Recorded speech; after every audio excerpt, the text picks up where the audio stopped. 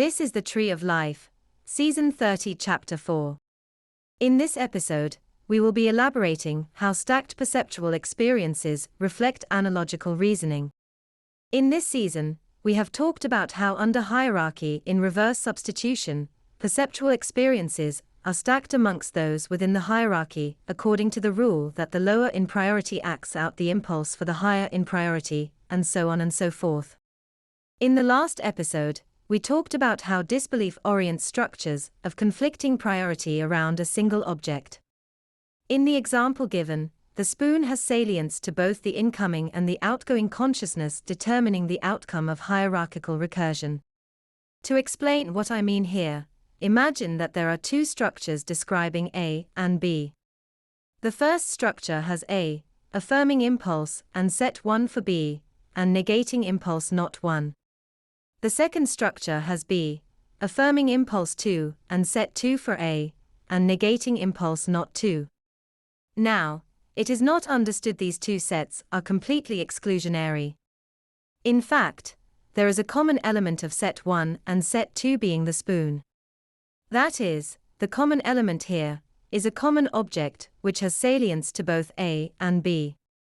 Now, reverse substitution would suggest that in structure 1, B would act out impulse 1 for person A. But since structure 2 has person A acting out impulse 2 for B, we see that we can collapse the two structures into a single arrangement of person A acting out impulse 2 for A. Thus, rather than a fork, which is the choice that person A intended, he or she ends up with a spoon which had salience to person B. This teaches us an important lesson.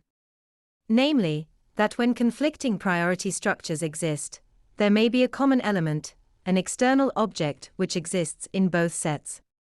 This common object eliminates the upward analogical arrangement of objects within hierarchical priority.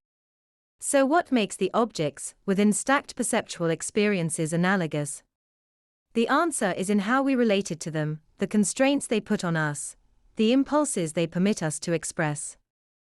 For these stacked perceptions reveal that there is an entangling of our impulses at one level with the above level specifically, because how we relate to them is the same. Now, the identity of each member of hierarchical priority is different. The setting is different.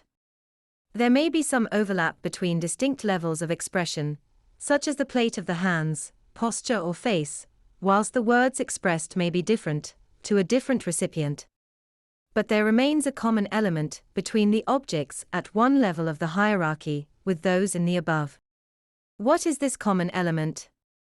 We saw in the case of the last episode that the common element is an object which belongs to both sets in distinct structures. But in the stacking of perceptual experiences, the common element unifies distinct objects according to how we relate to them. So, a house for us may become a prison for the next above, or a country. The linking of objects according to stacked perceptual experiences is fundamentally analogical. The common element between stacked objects is relational to our impulses. Let me give you an example. Let's suppose you are hired to a job working at some kind of agency. As part of this agency, you are required to do video calls with colleagues. It just so happens that your lateral alter also does video calls. Your alter is, for example, a billionaire who runs a major corporation. But your alter also is engaged to be married. You are at work one day when you receive a video call. You answer it and believe you are discussing some case that you are working on. But your impulses in response to that case, that you wish to end your association with it, are linked analogically to that billionaire. In his perceptions, he is on a video call breaking up with his fiancée.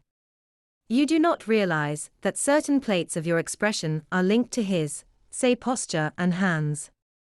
You are speaking about some work-related case, while at the same time, on another level you are acting out the impulses necessary to end the relationship.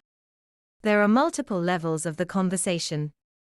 One in which you are speaking about the work case, and the other where you are breaking up with your fiancé. What we see is that the constraints on you associated with that case the specific restrictions on you and their permanence, reflect coincident, or in parallel restrictions on the life of the billionaire in relation to the fiancé. It is also apparent that one's ability to think analogically, to identify the common element between distinct levels of an interaction, permits one to experience these parallels between distinct identities occurring simultaneously. But it is important to note that unified priority reflects belief, or direct ground eliminating multiplicitous structures. Analogical reasoning links physical objects to archetypal objects. The stacked levels of perception permit almost any analogical linking imaginable, not just between physical objects perceived by a vessel, but their intellectual counterparts, or even purely intellectual objects. The stacking of perceptual experiences is not just hierarchical, however. It can also occur under tautology, where the incoming consciousness is the trendsetter and the outgoing consciousness the follower. That's the end of the podcast for today.